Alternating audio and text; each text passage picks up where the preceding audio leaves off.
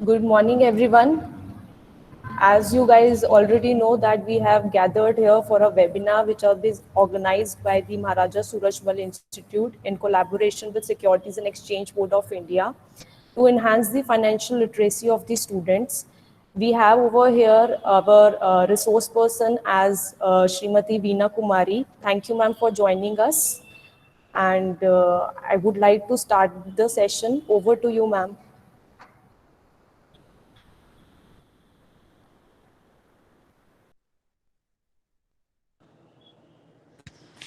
Good morning to all, and you all are welcome for this session. And I think you will be benefited after going through all the sessions. And you will, if you have some questions, answers, we will take after the presentations.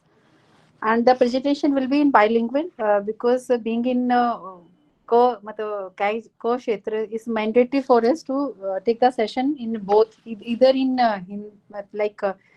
national language or bilingual. See, let us, without wasting the time, let us start the session because the flow of presentation will be regulator in financial sectors and introduction to SEBI's powers, function and SEBI Act, regulatory reforms, Indian securities market, and introduction to primary and secondary market, and mutual funds, and the securities market frauds and actions taken by SEBI, and grievance redressal and do's and don'ts. See, as you all are aware, there are two type of markets. आप थोड़ा आपको idea होगा. There are two type of markets. There is one is financial market and one is capital market.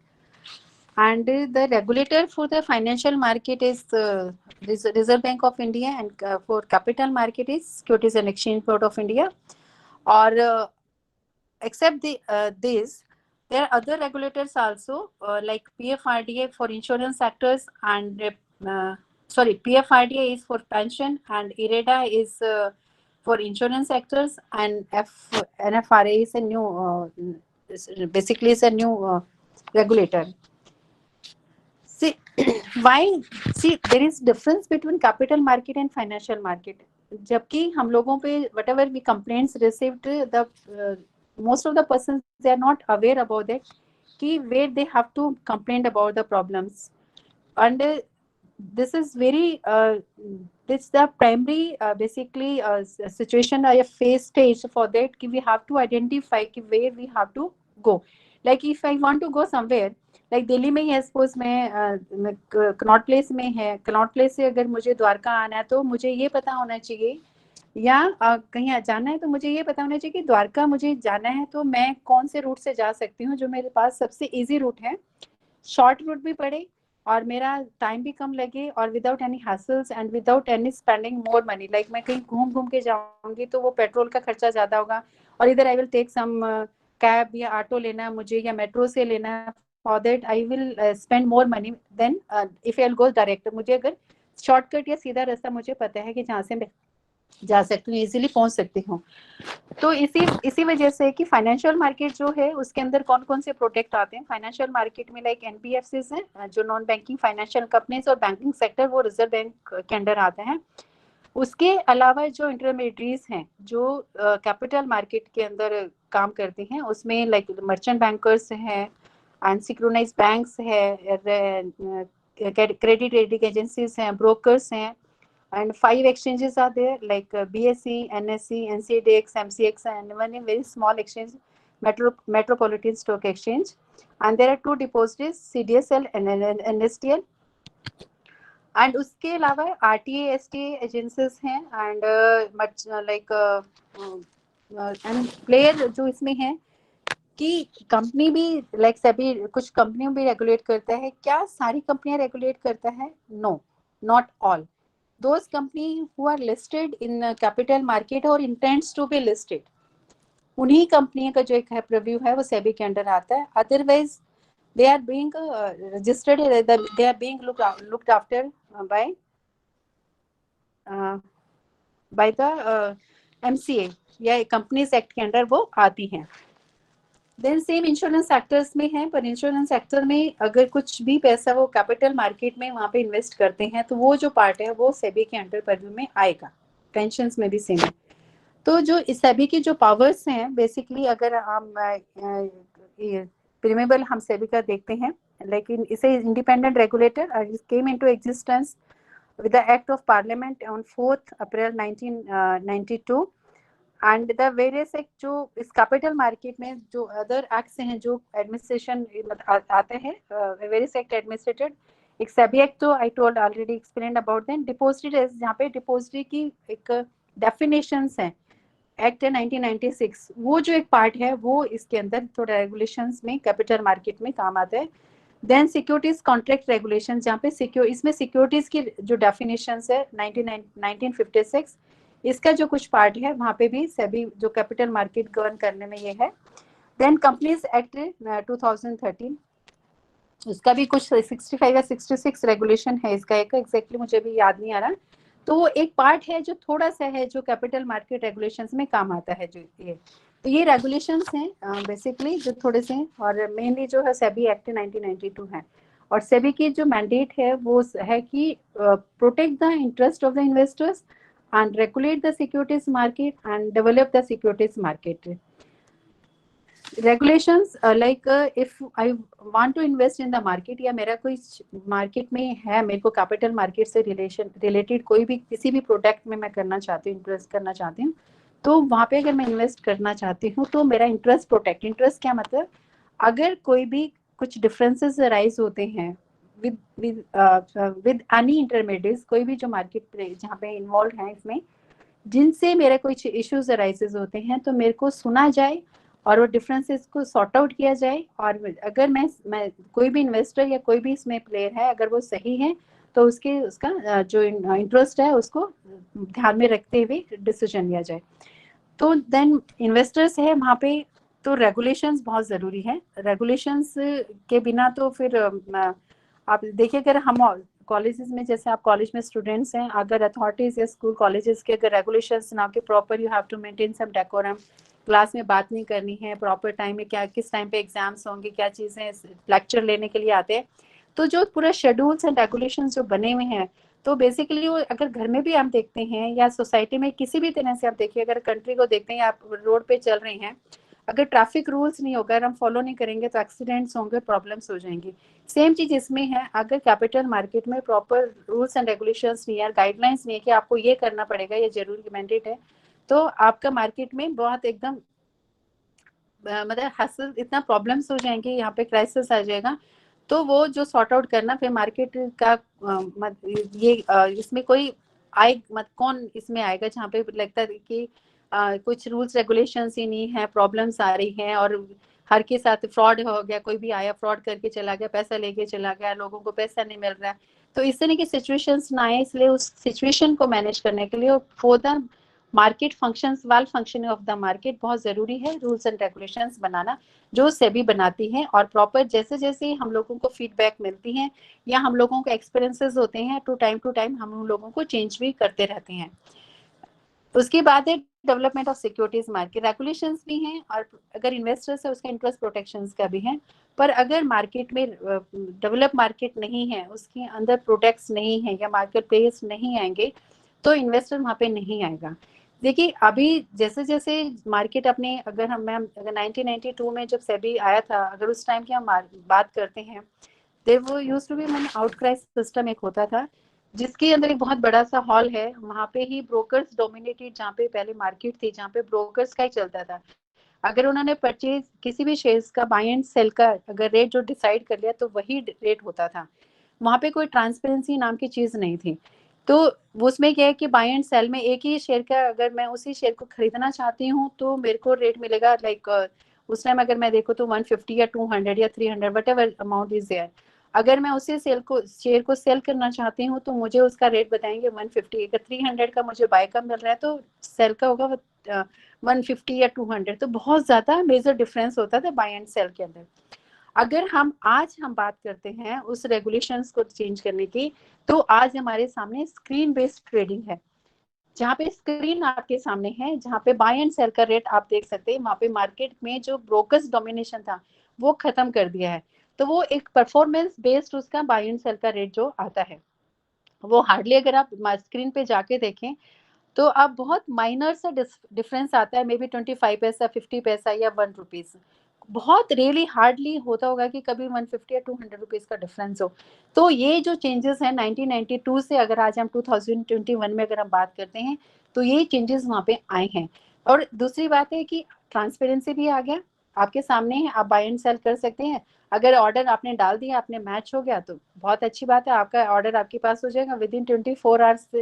आपके account में share जिसने खरीदा है तो उसके अकाउंट में शेयर चले जाएंगे, जिसने बेचा उसके अकाउंट में फंड उसके अकाउंट में ट्रांसफर हो जाएगा। और उसके साथ साथ अगर कॉन्ट्रैक्ट नोट आपको भी मिला है तो ब्रोकर्स को 24 आवर्स में आपको कॉन्ट्रैक्ट नोट भी इशू किया जाएगा। उसके बाद जो अगर हम बात करते हैं उसके साथ साथ हम अगर बात करते हैं लाइक प्राइमरी मार्केट की, अगर हम बात करते हैं तो प्राइमरी मार्केट में जब कंपनीज जब इश्यूज लेके आती थी, पहले स्टार्टिंग में लेके आती थी, तो पूरा प्रोसेस करने के अंदर जो अगर लाइक वो आया उसने कि मैं इंटेंट्स हैं जो लेके पहले हमारे पास फाइल करते हैं। और यहाँ पे भी एक जो सबसे ज्यादा कंफ्यूजन है कि सेबी अप्रूवल देती है कंपनीज को इश्यूज लेके आने के लिए, आईपीओ लाने के लिए, पर ऐसा नहीं है। सेबी अप्रूवल नहीं देती है, वो क्या इस तरह का वो डिस्क्लोजर बेस्ड है। Means we have some guidelines and कुछ रेगुलेशंस हैं जिसको कंपनी को फॉलो करना है, कि हम लोगों ने उसको गाइडलाइंस बताया कि everything should be disclose in your prospectus. जो आईपीओ रेड हेरिंग प्रोस्पेक्टस है, आपको प्रोस्पेक्टस में सब कुछ आपको डिस्क्लोज करना है। डिस्क्लोज करने के बाद वो इन्वेस्टर का एक इंफॉर्मेटिव डिसीजन होना चाहिए उसको पढ़ने के बाद, कि whether he is ready, he wants to apply in the shares और नो। उसका ये खुद का डिसीजन है, ये किसी के फोर्स में आके या किसी के कहने में आके वो इन्वेस्टमेंट वहां पे नहीं करनी है। ये सबसे बड़ा एक बहुत जरूरी है। जनरली हम क्या डिसीजन जो हमारे हैं ना, बाकी तो हर चीज में हम डिसीजन अपने लेते हैं। अगर हम आज भी बच्चों को बोलें कि आप कर लो, तो मम्मी आपके टाइम में होता होगा, या मैम आपका है अभी नहीं होता, ये डिसीजन है। आज भी हम भी अगर हम देखें तो हम भी पेरेंट्स को बोलते हैं कि नहीं आपके टाइम में ऐसा होता था, आज नहीं होता मम्मी, ऐसा नहीं है। पर जब इन्वेस्टमेंट की प्लान आती है, जब हमें कुछ इस तरह की इन्वेस्टमेंट अगर हमें करना है, प्लान करना है, तो हम हमेशा क्या सोचते हैं कि मेरे फ्रेंड ने ऐसा किया, या मेरे किसी जानने वाले ने ऐसे किया, या मेरे किसी कलीग ने किया, तो मुझे भी ऐसा करना। ऐसा नहीं है। जब हर डिसीजन आपका अपना होता है, कि आप अपने एक इंडिविजुअल एक डिफरेंट पर्सनैलिटी है, आपका जो डिसीजन है, आपकी जो रिक्वायरमेंट्स हैं, आपका जो सोचने का या टारगेट्स हैं वो आपके डिफरेंट होंगे। और जो दूसरा आपका फ्रेंड है या कोई भी कलीग है, कोई भी, उसके जो टारगेट्स हैं वो डिफरेंट होंगे। तो आपको इन्वेस्टमेंट जो है आपकी वो सेम कैसे हो सकती है। तो इसलिए जो भी अगर इस मार्केट में कभी भी कोई भी इन्वेस्ट करता है, तो हम उसको यही बोलते हैं अगर इन्वेस्ट करें तो एक इन्फॉर्मेटिव डिसीजन, जो डिसीजन हो आपका खुद का होना चाहिए, because you are the share holder of that company. तो अगर आप शेयर होल्डर हैं, कोई भी कंपनी डिसीजन लेती है किसी भी तरह का, तो शेयर होल्डर को वोटिंग का राइट्स है, उसके फेवर में या उसके अगेंस्ट में डिसीजन दे सकता है। तो और ऐसा बहुत बार हुआ है कि जो कंपनी डिसीजन लेना चाहती थी, अगर इन्वेस्टर्स शेयर होल्डर्स ने उसके अगेंस्ट में वोट दिया है, तो वो डिसीजन वो पास नहीं कर पाए हैं। तो यू हैव वेरी, मतलब जो भी इन्वेस्टर्स हैं, जो शेयर होल्डर्स हैं, उसके हाथ में बहुत बड़ी पावर है।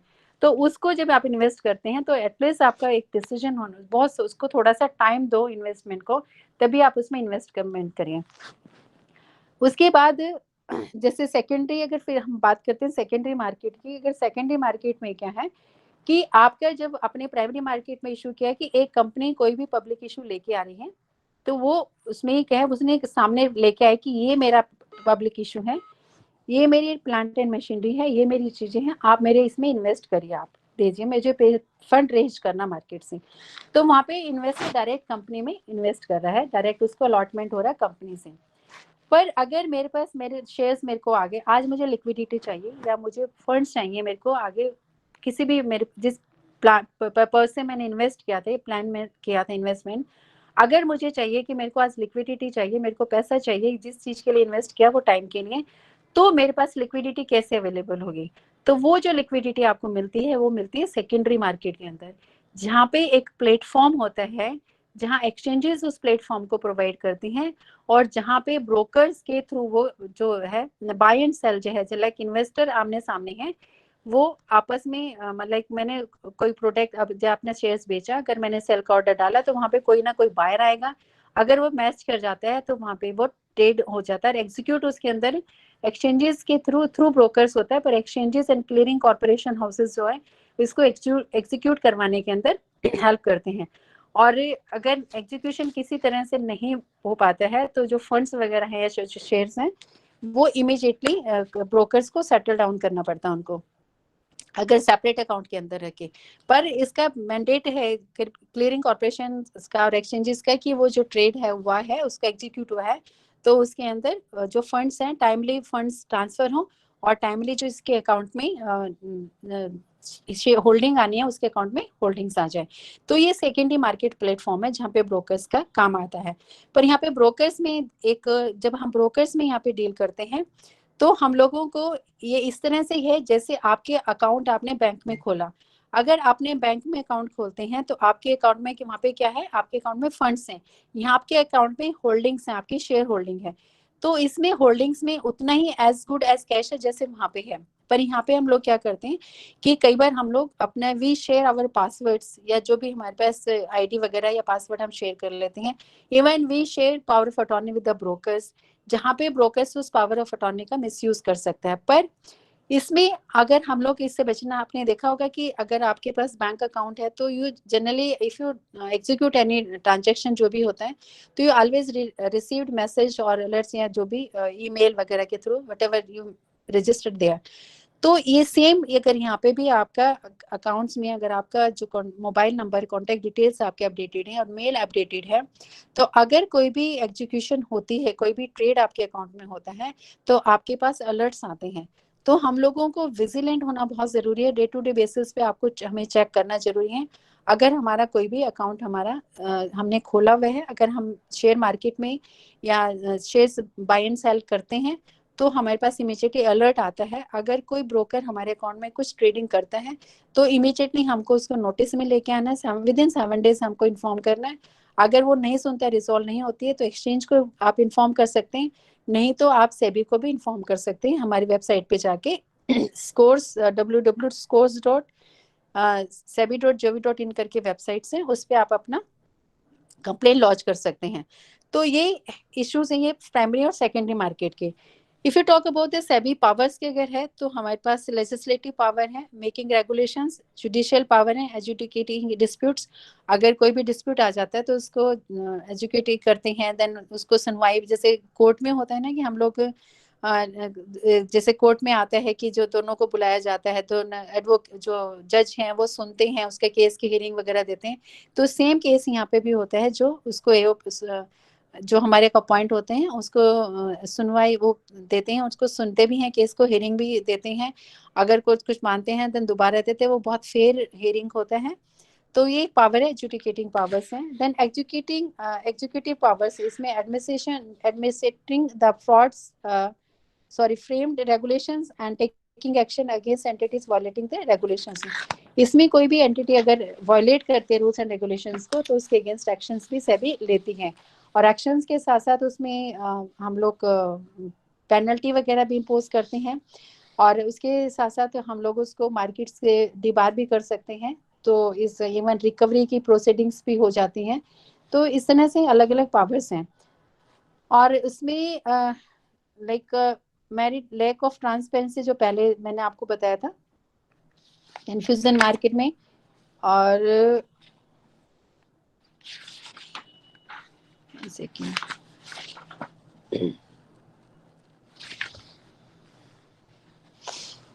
अच्छा, मार्केट में like if speak about the हम लोग बात करें सेकेंडरी पर, इसमें प्रोडक्ट मार्केट में सिक्योरिटीज मार्केट में कौन कौन से, लाइक इक्विटी की बात करें तो यहाँ पे शेयर्स एंड डेरिवेटिव आ जाते हैं।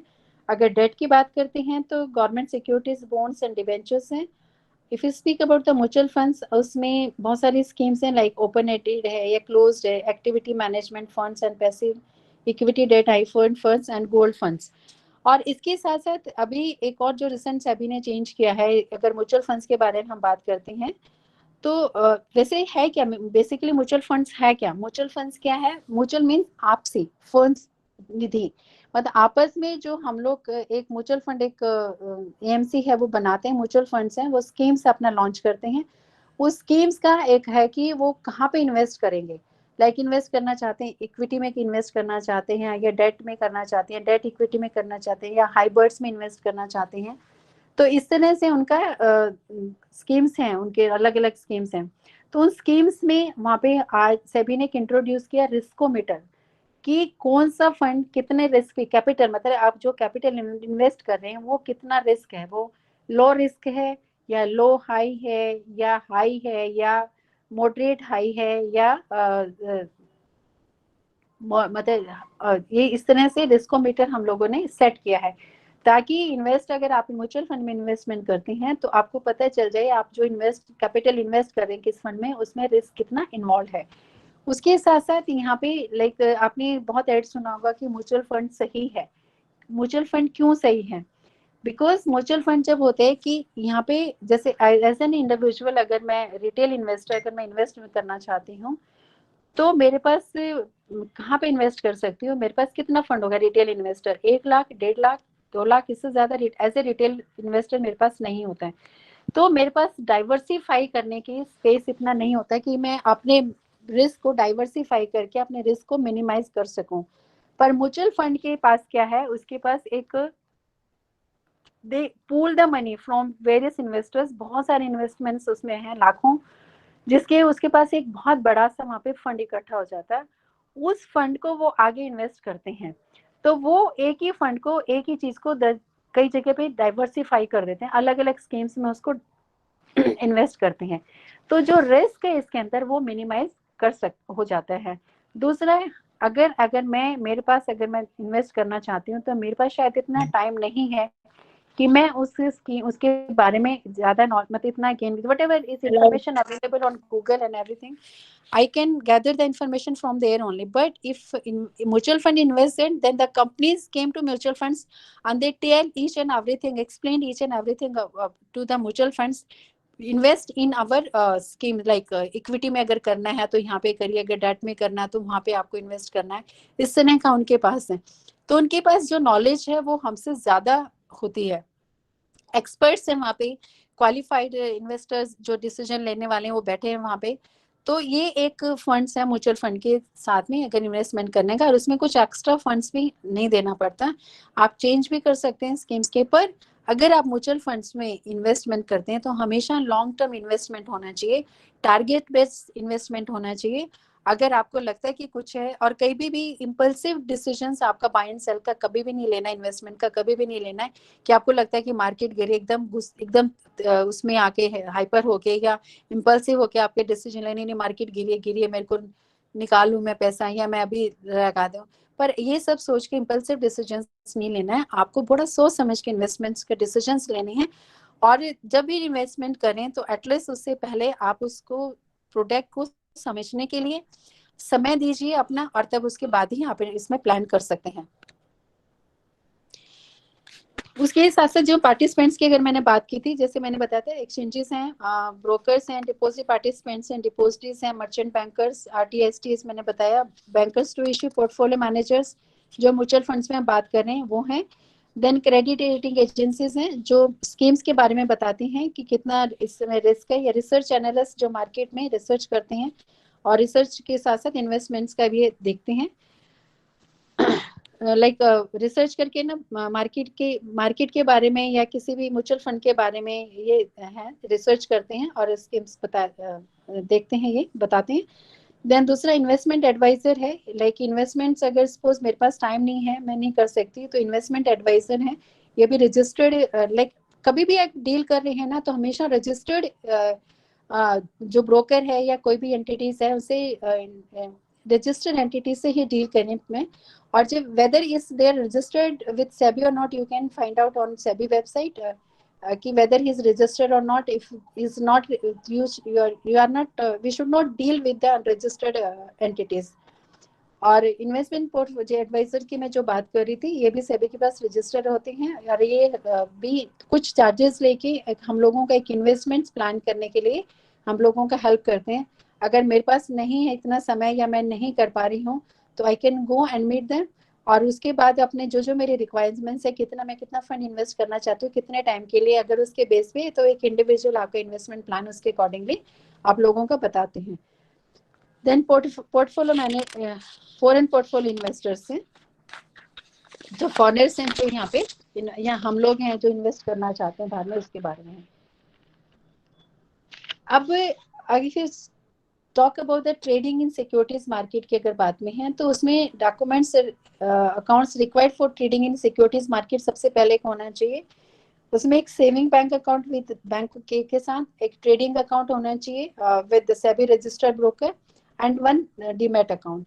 Why the demat account? Like जब हम लोग बोल रहे थे कि चेंजेस जो सेबी ने कुछ किए, मैंने बताया था स्क्रीन बेस्ड ट्रेडिंग से, मतलब आउटक्राई सिस्टम से स्क्रीन बेस्ड किया, और इसके साथ फिजिकल से लेके आपके डीमैट फॉर्म के अंदर, मतलब जो एक इलेक्ट्रॉनिक मोड के अंदर आपके पास सिक्योरिटीज होंगी।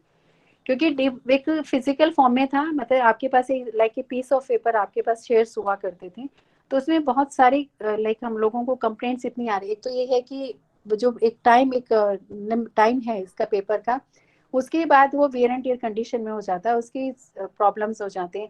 अगर मुझे बाय सेल करना है, मुझे करना है, तो वो होता है कि एजीएम से पहले का है, फिर उसके लिए मुझे एक शेयर ट्रांसफर स्टाम्प्स वगैरह मुझे लेनी पड़ती थी, वो फिर एक होना मुझे उसमें, मतलब एक बहुत लंबा सा प्रोसीजर था उसमें। फिर कई बार सिग्नेचर मिसमैच आ गए हैं, बहुत प्रॉब्लम्स आती थी, तो उसमें कई बार महीनों तक का टाइम लग जाता था इश्यूज आने में। फिर वो कभी उसको वापस भेजेंगे, फिर वो वापस लेगा, फिर दोबारा से उसमें स्टैम्प ड्यूटी लगेगा, है ना। तो इस चीज को करने के बाद इन्होंने फिर उनको, अब सेबी का मैंडेट है 31 मार्च 2021 के बाद आपको कोई भी फिजिकल फॉर्म में होल्डिंग्स ना अलॉटमेंट होगी। अगर बाय एंड सेल भी आपको करना है तो आपको उसको डीमैट फॉर्म में ही आपको होल्डिंग्स को कन्वर्ट करवाना पड़ेगा, एक ये है। और दूसरे जगह अगर आपको अकाउंट खुलवाना है तो आपके पास पैन अकाउंट होना चाहिए, कोई एक प्रूफ ऑफ आइडेंटिटी होना चाहिए। आधार कार्ड मैंडेटरी इसके अंदर नहीं है। देन मार्केट है दूसरे, अगर हम सेटलमेंट की इसको जैसे हम बात की, जैसे मैं बाय एंड सेल की हम शेयर्स की बात कर रहे थे, तो पहले जो टाइम था उसके अंदर, अगर आज मैंने ट्रेड एग्जीक्यूट किया है तो with in 2 days, 2 days means working 2 days के अंदर मेरे अकाउंट के अंदर मतलब जो ट्रेड है वो कंप्लीट एग्जीक्यूट हो जाते हैं। अदर सेटलमेंट्स एंड अदरवाइज, पहले तो इसमें हम लोगों का सेटल मतलब ट्रेड एग्जीक्यूट होने के अंदर कई बार प्रॉब्लम्स आ जाती थी कि उसने डाला, उसमें पता चला कि एग्जीक्यूट ही नहीं हुआ, या बायर जो है वो डिफॉल्ट कर गया, या जो सेलर है वो डिफॉल्ट कर गया। तो ये बहुत सारे इश्यूज आते थे। तो इसी वजह से अगर डीमैट फॉर्म में आपके पास सिक्योरिटीज हैं तो ये सारे इश्यूज हैं, बिकॉज आपके एक इंस्ट्रक्शंस ब्रोकर के पास चली जाएगी, अब वो शेयर रिलीज कर देगा और उसके वहाँ पे सिक्योरिटीज वहाँ पे सॉरी फंड्स रिलीज हो जाएंगे, तो वो विद इन 2 डेज आपके पास फंड्स हो जाए, आपके अकाउंट में आ जाता है। देन म्यूचुअल फंड्स हो गया। दूसरा एक और है, सेबी कमोडिटी को भी रेगुलेट करता है। Commodity exchanges NCDEX and MCX and MSc भी हैं। तो कमोडिटी के अंदर जो जो लाइक है, जैसे कमोडिटी में क्या है, goods with economic value, earth natural product आता है। टाइप ऑफ कमोडिटी कौन कौन सी हैं, एक agri food and non food corporation and non agriculture में मेटल्स एनर्जी एंड पॉलीमर्स आते हैं। Benefits of trading in commodity derivative, basically ये रिटेल इन्वेस्टर्स उसके लिए नहीं है, ये कंपनी से, बिकॉज ये डिलीवरी बेस्ड होता है और इसमें जो क्वांटिटी ह्यूज क्वांटिटी इन्वॉल्व होती है, तो इसलिए ये बेसिकली बड़ी जो मार्केट हैजर्स वगैरह हैं उनके लिए काम में आती है। तो benefits of trading in commodity derivatives में क्या है, price discovery for future date, price risk management. Future date में जैसे आज बीइंग अ फार्मर, अगर मेरा जैसे अभी अप्रैल मंथ में आपको पता है कि जो आपको ग्रेन जो वीट है उसकी जो मार्केटिंग में वैल्यू आती है, तो उस टाइम जो एक रेट है जो आ गया है, अगर मुझे लगता है कि आज मेरा जो भी गवर्नमेंट ने जो रेट डिक्लेयर किया है, अगर वे लिखा है कि 3000 रुपीज पर क्विंटल है, अगर यहाँ पे मार्केट डिस्कवरी फ्यूचर प्राइस में अगर मुझे लगता है आफ्टर 3 मंथ्स मुझे इसका 3000 के बजाय पर क्विंटल के बाद 35 या 3700 रुपीज मिल रहा है, if I can hold that agri जो प्रोडक्ट है मेरे पास, अगर मैं होल्ड कर सकती हूँ तो मैं होल्ड करके एक फ्यूचर डेट में मैं उसको सेल कर सकती हूँ। तो उससे क्या है कि बेनिफिट मुझे मिलेगा। पर उसके साथ साथ बस इसमें ये कि वेयर हाउस की फैसिलिटी है, ये भी इसमें कमोडिटी में कि वेयर हाउस की फैसिलिटी आप अवेल कर सकती हैं। अपने प्रोडक्ट को एक लैब टेस्ट के साथ थ्रू आप अगर लेबोरेटरी टेस्ट आपके पास है, तो अगर वो आपकी जो क्रॉप है या फूड जो एग्री प्रोडक्ट है उसकी क्वालिटी क्वांटिटी मतलब क्वालिटी आपके पास आ जाती है कि इसकी क्वालिटी क्या है। उस बेस पे आपको बैंकर भी अगर कभी जरूरत पड़ती है तो आप बैंक्स भी उसको फैसिलिटेट करते हैं एक लोन देने के लिए। और उसके साथ साथ आपके उसका प्राइस भी कितना उसके अंदर जो एक स्टैंडर्ड इनकी है कि किस किस बेस में उनका एग्री जो प्रोडक्ट है उसको वैल्यू करेंगे उसके अंदर, उसके अकॉर्डिंगली उसका प्राइस डिसाइड हो जाता है। तो अगर इनकी बात करें कमोडिटी में, लाइक मेजर अंडरलाइंग कमोडिटी जो है एडिबल ऑयल सीड्स की अगर बात करें तो इसमें ग्राउंडनट है, मस्टर्ड सीड्स हैं, कॉटन सीड्स है, सोया ऑयल है, क्रूड पाम ऑयल एक्सेट्रा है। अगर वीट की बात करते हैं तो वीट ग्राम, बाजरा और मेज है। गोल्ड सिल्वर अगर बुलियन की बात करें, मेटल्स में नेचुरल गैस, क्रूड आइलैंड्स वगैरह ये सब है। और ये कहाँ पे होता है सबसे ज्यादा जो प्रोडक्ट जहाँ पे होता है, लाइक अगर हम मस्टर्ड सीड की बात करते हो राजस्थान का प्राइस लिया जाता है। तो इस तरह से अलग अलग है, जहाँ पे टर्मरिक ज्यादा, स्पाइसेस ज्यादा होते हैं, वहाँ की स्टेट का एक प्राइस है, वहाँ का लिया जाता है। तो आपने देखा होगा अगर आप प्रोडक्ट में देखें कमोडिटी में, उसमें रेट जो होते हैं लिखा होता है कि राजस्थान जैसे प्रोडक्ट ये है। अगर टर्मरिक का है तो अलग अलग जगह का अलग अलग प्रोडक्ट का अलग अलग रेट होता है। तो मतलब उसकी क्वालिटी पे डिपेंड करता है उसके रेट्स क्या है।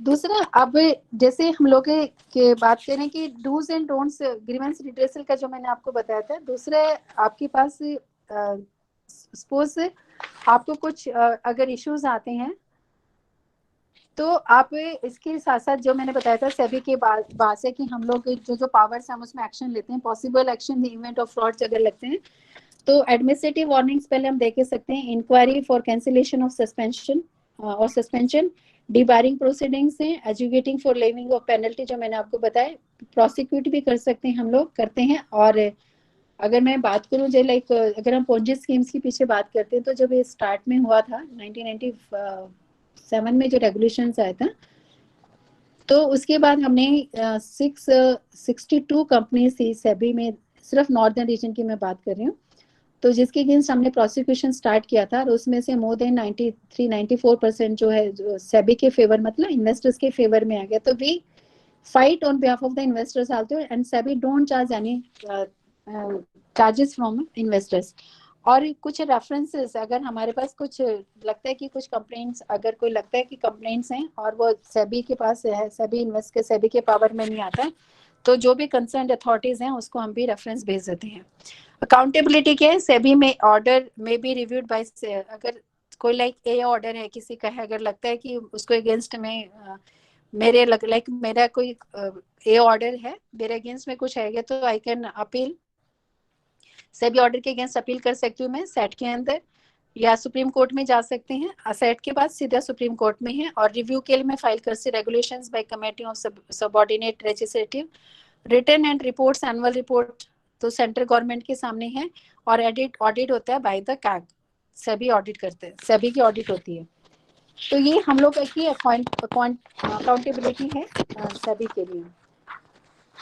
इसलिए अगर डूज एंड डोंट्स की मैं बात करूंगी तो जैसे मैंने साथ साथ में आपको बताया है, we should not trust any hot investment tips providing unrealistic returns on investments। हम लोग रोज टीवी में देखा होगा आपने, चेक करते रहते हैं इसमें प्रोडक्ट में इन्वेस्ट करिए, ये होगा, ये ऊपर जाएगा, ये नीचे जाएगा, फ्यूचर क्या रहेगा।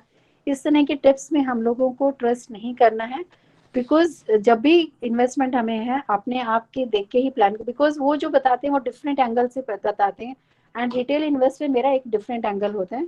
Then read all mandatory documents with rights and obligation, risk disclosure, the account policy and disclosures documents of the stock brokers, and get clear about the brokerage commissions। सब कुछ आपको पता होना चाहिए क्या है, अगर कोई नहीं बताता, और अगर नहीं आपको पता है तो आप you can visit the exchanges websites, वहाँ पे आपको रेट्स कितना उनका कमीशन है, ब्रोकरेज कितना है वो आपको मिल जाएगी।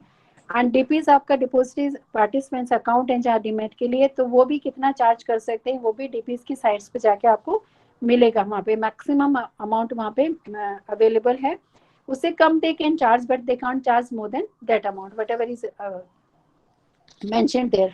and read, understand and then sign the voluntary clauses। कोई भी क्लॉज पहले पढ़िए, उसके बाद ही साइन करिए। और साइन करने के बाद after signing both the parties, उस डॉक्यूमेंट्स का हमेशा एक कॉपी आपके पास होना चाहिए एज एविडेंस। उसके साथ साथ कोई भी whatever इस column is not applicable to you, please strike off that column or put any not applicable to you. We should not leave any column blank. Then make payments by check or by check only, in favor of stock brokers only. We should not deal with make any cash payments. Don't make any payment in cash to the brokers. Don't issue checks in the name of any individual apart from broker. Agar I'm dealing with, I'm not supposed to issue any check in favor of any like employee of that broker. It should be in the name of broker only.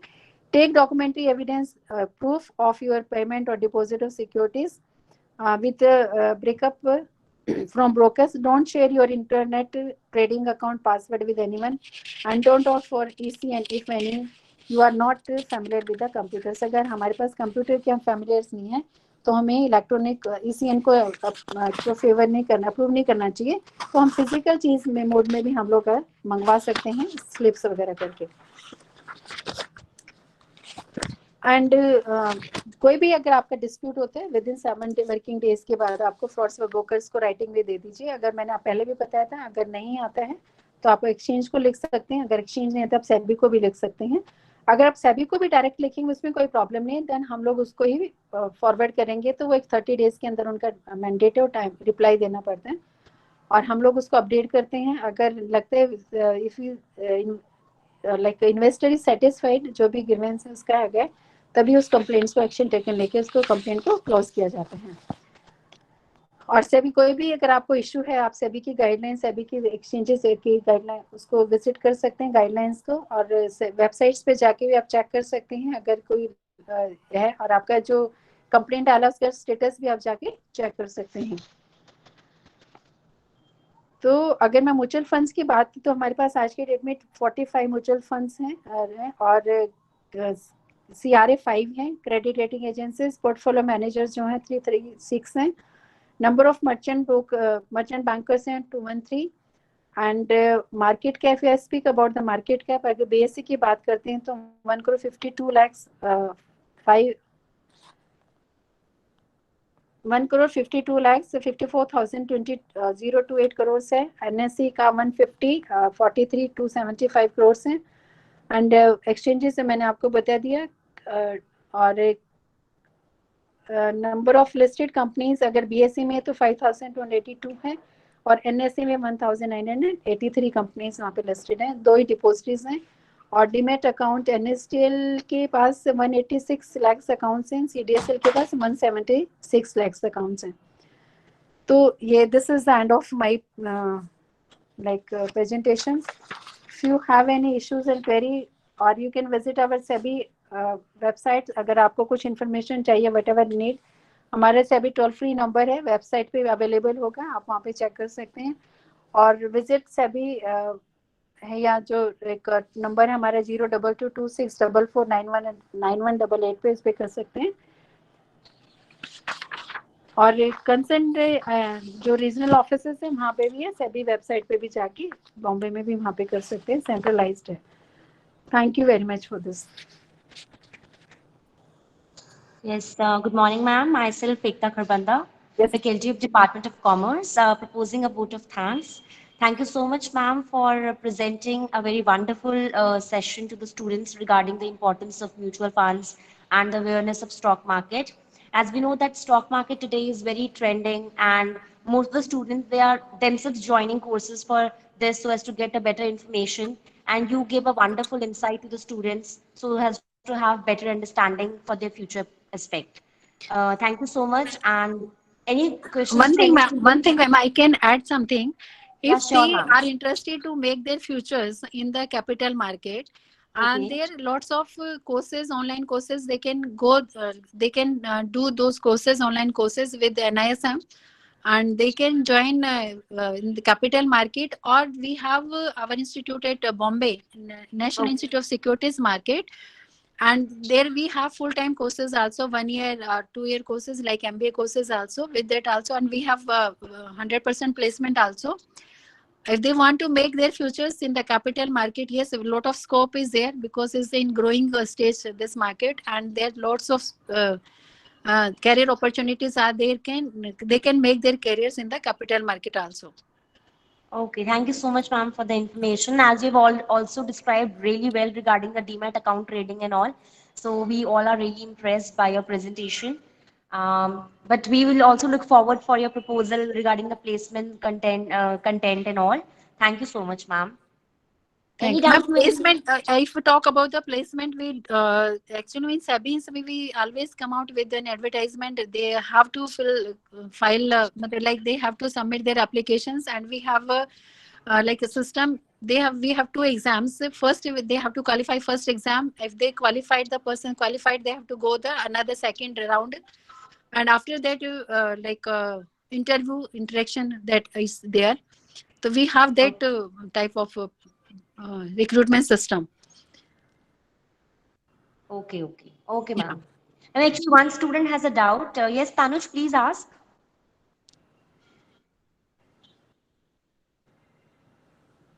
Tanuj. Yes, ma'am. The question he was asking is how do SEBI control stock manipulation?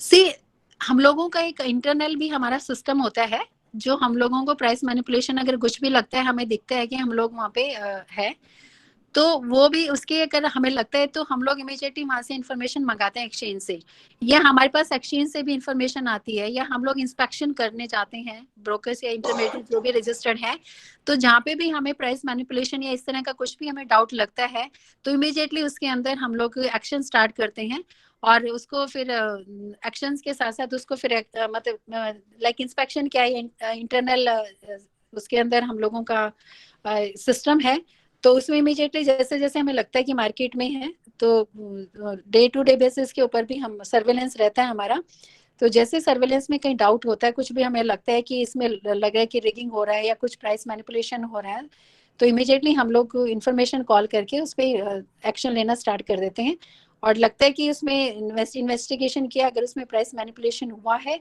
तो उसके against action लिया जाता है.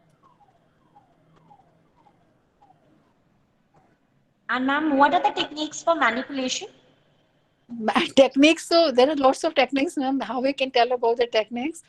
Like अगर दो they are एक group of persons है, like जैसे इसमें क्या है कि अगर मैं IPO लाना चाहती हूँ, like अपना कोई इन्वेस्टमेंट अपना मार्केट में प्रोडक्ट लेके, लाइक कंपनी आ रही है IPO लेके, ठीक है, उस IPO में क्या है कि whatever they have some information prior to the general public, like public issue लाने से पहले कुछ इन्फॉर्मेशन ऐसी होती है, सीक्रेट इन्फॉर्मेशन, जो उसकी कंपनी के प्राइस में इम्पैक्ट डालती है, ठीक है, और बाद में भी सेकेंडरी मार्केट में भी अगर लगता है, आपने देखा होगा जैसे जैसे अगर क्वार्टरली रिजल्ट्स आने होते हैं तो सबसे पहले वो कंपनी या कंपनी के जो एम्प्लॉयज हैं, जो अकाउंट्स या T&A के जो डील करते हैं, उनको सब पता होता है कि ये जो रिजल्ट्स हैं, अगर बहुत अच्छा रिजल्ट्स हैं तो उसका प्राइस अप जाएगा, ठीक है, अगर लगता है कि रिजल्ट्स अच्छे नहीं है तो वो डाउन जा सकता है, या कोई उसका प्रोडक्ट ऐसा आने वाला है, कोई प्लांट ऐसे MOU एग्रीमेंट साइन हुआ है जिसको लगता है उसकी प्रोडक्ट की बहुत ज्यादा डिमांड हो जाएगी या कुछ भी वटेवर इसका इम्पैक्ट पड़ेगा, इट मे बी पॉजिटिव और नेगेटिव वटेवर, तो वो इन्फॉर्मेशन उन लोगों के पास पहले से ही होती है. अगर वो मैं किसी कंपनी में कोई कंपनी का एम्प्लॉय है, उसके पास वो इन्फॉर्मेशन है, अगर वो इन्फॉर्मेशन वो उनसे किसी बाहर अपने जानने वाले से या किसी से शेयर कर लेते हैं, उस बेस पे वो जो trading and buy and sell करते हैं, वो प्राइस मैनिपुलेशन बेसिकली है कि कोई भी प्रोडक्ट, कोई भी इंफॉर्मेशन आने से पहले अगर उसका जो प्रायर इंफॉर्मेशन है उसको यूज करके अपने बाय एंड सेल वटेवर कोई भी हो सकता है कि उस कंपनी को लगता है कि प्राइस गिरने वाले हैं तो मैं उसको प्राइस को प्रोडक्ट को सेल कर दूंगी, मुझे लगता है बढ़ने वाले हैं तो मैं मार्केट से खरीद लूंगी, तो एक प्राइस मैनिपुलेशन चलता है उसके अंदर, ये रिगिंग होता है प्राइस का, तो वो एक एक्शन हमें लगता है कि कुछ ग्रुप ऑफ पर्संस मिलके वो करते हैं, तो वो जब हम देखते हैं उसमें पता चल जाता है कि प्राइस मैनिपुलेशन हुआ है, टाइमिंग का होता है, स्लॉट होता है, या कुछ ग्रुप उसमें लगता है कि जब हम इन्वेस्टिगेशन करते हैं कि कुछ ना कुछ कहीं ना कहीं कनेक्टिविटी है उसके अंदर, तो इस तरह से प्राइस लीकिंग है, बहुत सारी हैं, तो इसीलिए उसको वाल ऑफ चाइना हम लोग बोलते हैं कि कोई भी पब्लिक इशू या इंफॉर्मेशन जैसे लाइक जनरल पब्लिक को डिस्क्लोज करने से पहले कोई भी इंफॉर्मेशन जिसमें वो इन्वॉल्व है, वहाँ पे कंपनी के लोग हैं, तो वहाँ पे वॉल ऑफ चाइना क्रिएट होना चाहिए, ताकि वो जो सीक्रेट से जो इन्फॉर्मेशन है वो लीक आउट ना हो और लोग उसका बेनिफिट उठा के प्राइस को मैनिपुलेट ना करें या उसका फायदा ना उठाएं, buy and sell whatever, they don't earn the profit या जो भी। Okay, thank you so much, ma'am. Thank Any you. other doubt to any student? Ma'am, yes, one question from the student. Can you tell something about the derivatives? Derivatives का basically ma'am there is a product underline. तो जैसे मैंने, अगर हम gold की बात करते हैं, अगर गोल्ड डेरिवेटिव्स है, तो जो गोल्ड एक प्रोडक्ट है उसके अंदर, वो मार्केट ड्राइव करता है, बेसिकली हैजर के लिए है और ये रिस्की मार्केट भी है। तो मतलब हम लोग नहीं बताते कि उसमें इन्वेस्ट करने के लिए नहीं, प्राइस लगता है कि आज बढ़ने वाला फ्यूचर प्राइस है, तो 3 महीने का फ्यूचर्स प्रोडक्ट इसके अवेलेबल होते हैं, 3 मंथ्स का, एवरी मंथ वो एक प्रोडक्ट है जो एक्सपायर होता है, उसमें कंपल्सरी डिलीवरी है। ऐसे ही होता है ना गफराना, डेरिवेटिव में? What is derivative? बेसिकली इसे अंडरलाइन प्रोडक्ट है, जैसे लाइक गोल्ड है, उसके प्राइस है, हाँ, अंडरलाइन प्रोडक्ट। तो बेसिकली हेजर्स के लिए है, basically for the हेजर्स to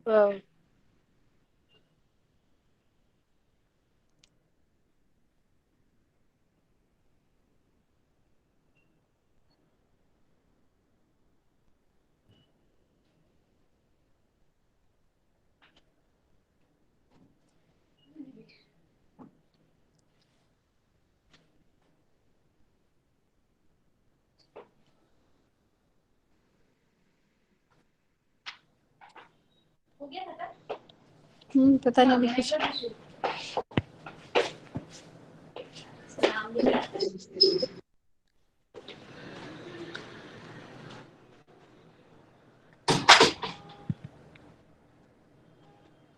So, yes, ma'am, am I audible? Yes ma'am. Yes, yes, ma'am. So, any other doubts to students? Okay, ma'am, one last doubt. Uh, one question from Shubham, that why many big tycoons are promoting this? Who is promoting this? Like, see, tycoons, वही मैंने अब जैसे बताया कि about that promoting this derivatives is for the those who are like hedgers, जो market में बड़े बड़े प्लान्स हैं। मुझे लगता है कि अगर मेरे को लाइक मेरा इंपोर्ट एक्सपोर्ट का कुछ बिजनेस है, वट एवर जो भी मेरा है, इससे रिलेटेड अगर मुझे लगता है कि फ्यूचर में मुझे पेमेंट्स करनी है, मेरे पास रिसीव होनी है, तो मैं उसको रिस्क को मिनिमाइज करने के लिए डेरिवेटिव प्रोडक्ट्स यूज करते हैं जनरली। तो वो एक है, पर रिस्की है, it's not for the general, हम लोगों के लिए नहीं, इन्वॉल्व नहीं है। तो जो हैजर्स इस को प्रोडक्ट को यूज करते हैं मैं generally ma'am, to minimize their risk. Okay, ma'am. One last question from the student, ma'am. They are asking but about the cryptocurrencies. Like, what do you think? Cryptocurrencies are better, or what about the shares? Ma'am इसके बारे में मुझे इतना ज्यादा नहीं है, मेरे को ये क्वेश्चंस भेज देना, तो मैं एक बार आपको थोड़ा सा इसका मैं बता दूंगी आपको, क्योंकि अभी तो बैन है, अभी कुछ इसका रेगुलेशन आया नहीं है। Yes, yes. हाँ जी। तो और Okay. कुछ थोड़ा जानना चाहेंगे तो please send me question on male and I will reply that. Okay, thank you so much, ma'am, for your patience, and we will look forward to have your definitely. help. Yes, thank you, ma'am. Okay. Thank you ma'am, thank you very much.